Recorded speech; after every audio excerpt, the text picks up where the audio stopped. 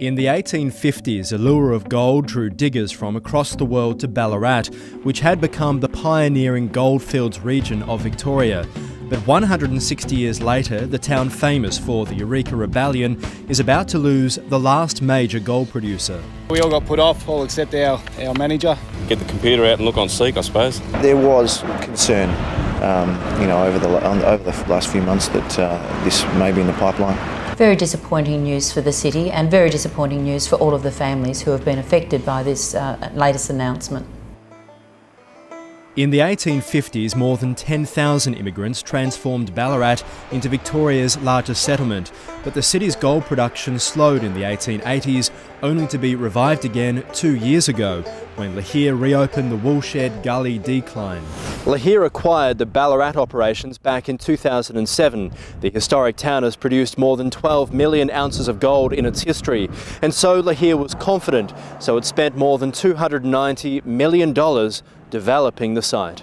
Lihir believed the Ballarat site had massive unexplored prosperity, at least until last month, when the company announced annual production would be about 19,000 ounces, far below the 100,000 ounces it had expected. During that time, we learned more and more about the asset's capability, and we found now that the asset's incapable of producing the sort of volumes of gold at the costs that we would see as appropriate for Lihir Gold. So it's time to move it on. Earlier this year, 200 miners lost their jobs, and on Wednesday the company announced it was selling out. Another 200 workers will go as Lihir prepares the mine for sale. So 200 people will lose their jobs, but of those who remain, why couldn't you have actually gone down that path and kept the operations going like this?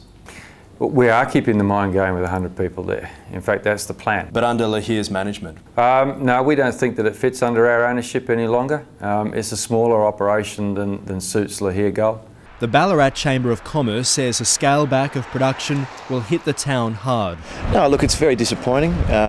It's certainly, it's beyond the control of Ballarat, I suppose you'd say. But as I said, look, we'll be focusing on the positives and doing everything we can locally to try and make sure we don't lose the skill set. The Ballarat gold mine plays an integral role in the local economy. At its peak, it employed more than 500 staff. The flow-on from its operations affects hundreds of small businesses across Ballarat.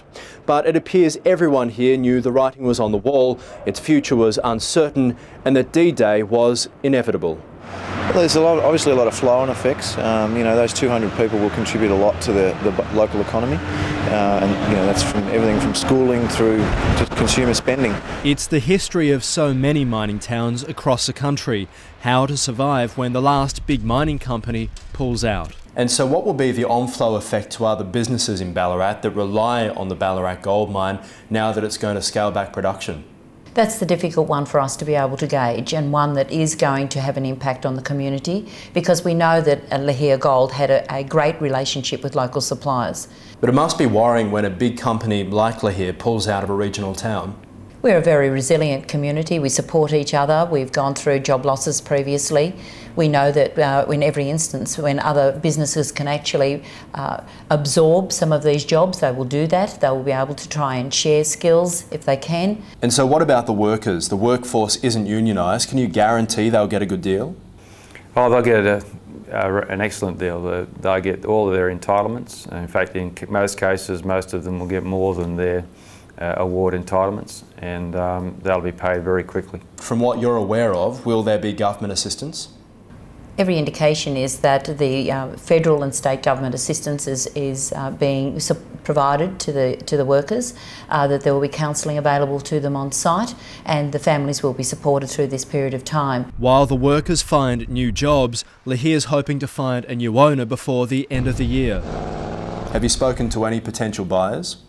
There's been a few unsolicited approaches in the last few weeks before we made the decision, and we'll follow those up now, but there's nothing concrete just yet. An obvious buyer for the site is Bendigo Mining, which is currently cashed up and just bought the Henty Gold Mine in Tasmania.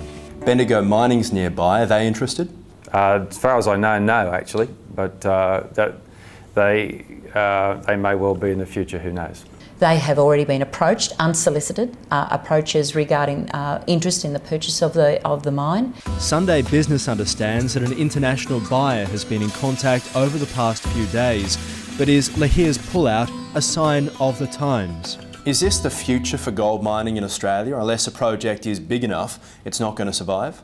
Oh, I don't think so. I think the mining industry in Australia, if you were to have a look at the operators of mines in Australia, you'll find they run across the entire spectrum, from small producers right through to the big open cuts and the big ounce producers. So, no, I think there's a room for everybody.